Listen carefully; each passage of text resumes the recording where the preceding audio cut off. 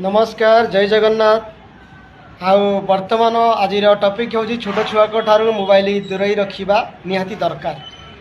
Fast तो आपण मानक गोटे जानी रखा दरकार आपण जिते बड़े खाऊला बेले मोबाइल दुर्व्यवहार करंतु नहीं, कारण आपण कटू देखी आपण मार छुआ माने भी सही भली करिवे। बिना मोबाइल द्वारा खाइबा खाइबे नहीं, बिना मोबाइल द्वारा शुइबे नहीं, बिना मोबाइल द्वारा पढ़े नहीं, कारण ये अभ्यासटी आपण मानक ठारू ही आसी थाए।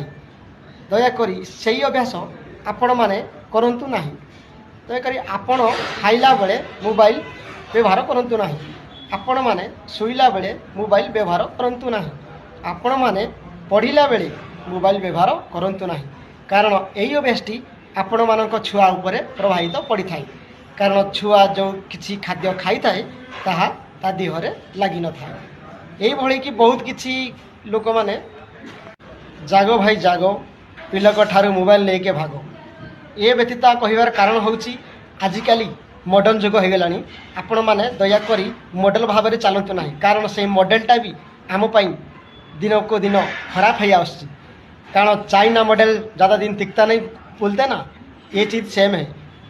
जागो जागो मोबाइल लेके बच्चे से भागो, ये सबसे मेरा निमंती है।